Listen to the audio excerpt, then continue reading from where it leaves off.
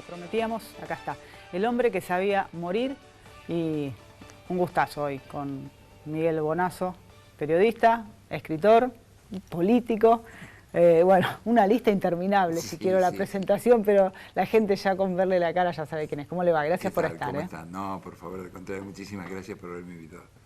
Bueno, interesante el planteo del libro porque es una mezcla de ficción con realidad y si se quiere se pueden hacer muchas bajadas a la realidad nuestra también. Sí, incluso se pueden hacer al presente, porque hay ciertos aspectos horribles que se muestran de México, como los narcos satánicos y esas orgías de muerte de demás, desgraciadamente en México, por ejemplo, se han convertido en una realidad cotidiana, ¿no es cierto? Que ya ocupa la crónica diaria.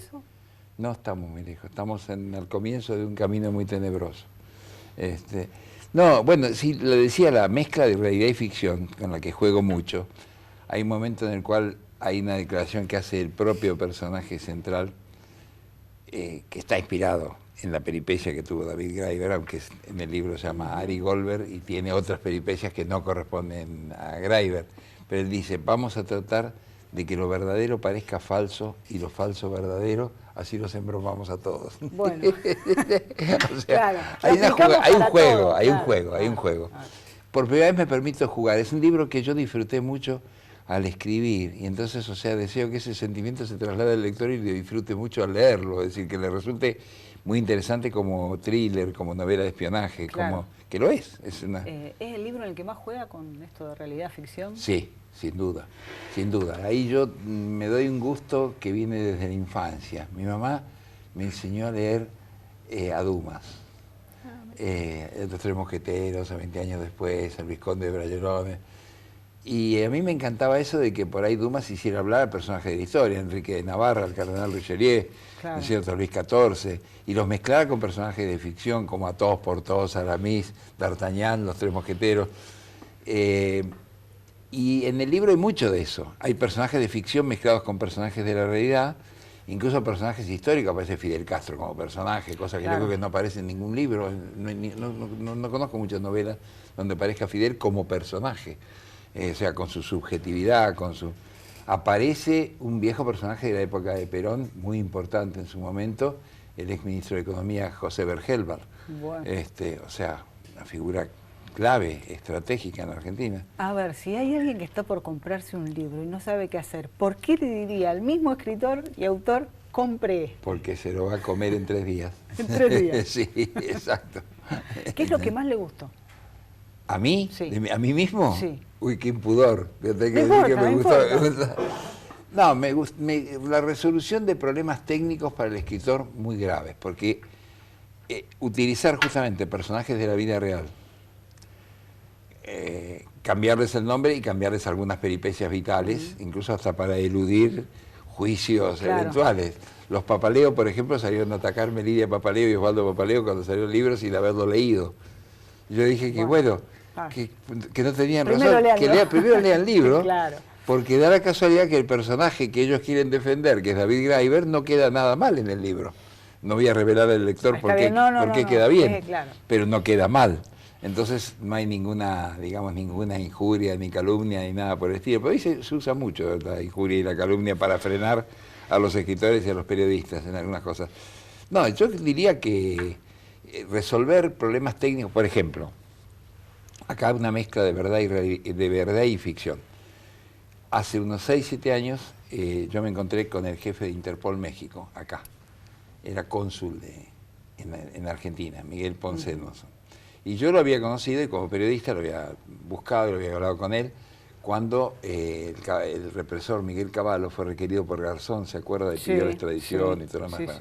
Él jugó un episodio muy importante porque él lo detuvo por orden de Garzón, por pedido de Garzón. Ponce Edmondson lo hizo detener en Cancún a Cavallo. Y entonces Cavallo se fue después extraditado a España. Bueno, Ponce Edmondson lo veo en el consulado mexicano hace unos 6, 7 años acá, y me dice, ¿usted sigue creyendo que Graeber murió? Y le digo, sí, bueno, no sé, que yo, el fiscal Morgenthau decía que no, que vivía. Y me dice, no, el fiscal Morgenthau tenía razón, Graeber no murió, no iba en ese avión, se bajó en Houston. Digo, ¿cómo? Bueno, ahí viene la parte interesante de ficción y realidad. Claro. Yo no lo podía hacer bajar en Houston, por razones novelísticas. ¿Por qué?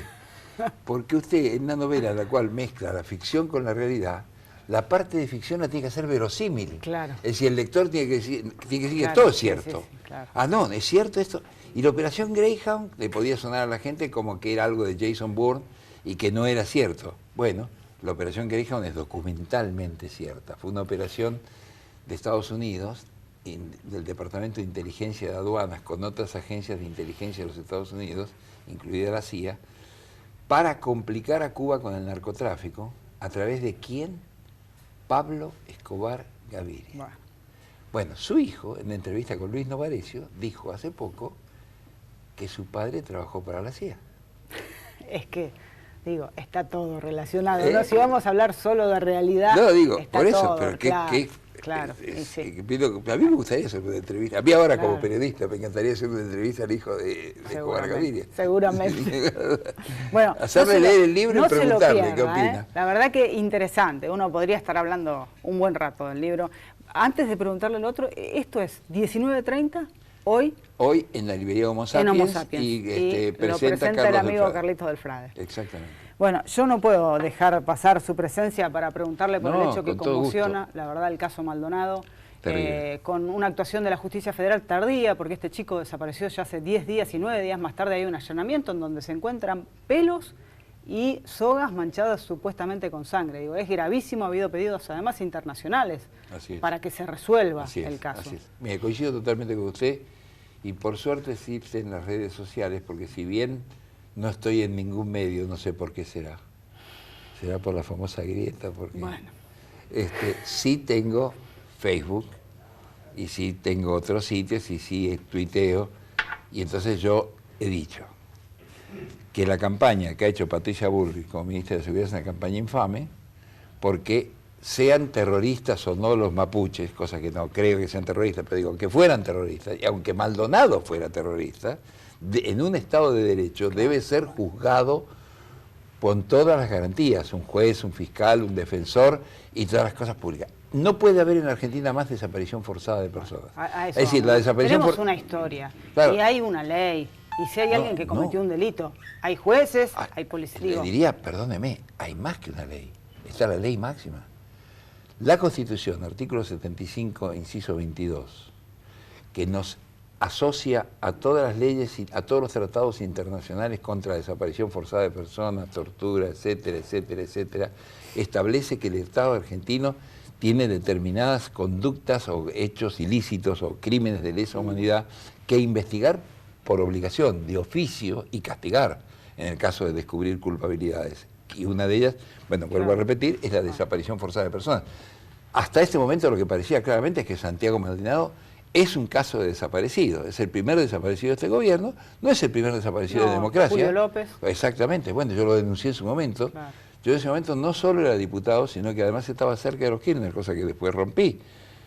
Pero yo le planteé al presidente, y lo planteé públicamente y lo planteé en la Cámara y no me hicieron caso, crear una comisión bicameral de investigación de desaparición de personas en democracia.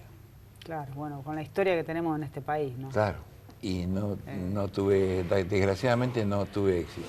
Julio López, no se sabe nada. Mire, yo creo claramente que está vinculado al hecho de su testimonio en el caso de Checolás. Claro. Indiscutiblemente, al cual ahora le han dado la prisión domiciliaria.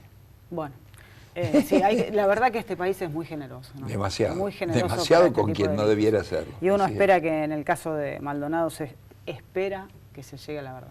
Por la Mire, democracia, yo sinceramente, ¿no? yo creo que es un hecho gravísimo, gravísimo, gravísimo, y me preocupa, le agradezco su interés periodístico porque los medios no lo han tenido y porque en general, y porque además digamos, hay una cierta anomia de la propia gente en general. O sea, no sé, vamos a ver, hoy había una marcha teóricamente, no sé bueno, si ayer en el Rosario hubo una marcha de la cual participó mucha gente y me parece que es importante además mantener el reclamo y sostenerlo en el tiempo, pero, ¿no? Porque después se diluyen. No, sí, fue secuestrado y por personal de Gendarmería Nacional, que es una fuerza de seguridad dependiente del Estado, es un crimen de lesa humanidad, es una desaparición forzada de personas y es un hecho que el Poder Ejecutivo tiene la obligación de investigar y sancionar.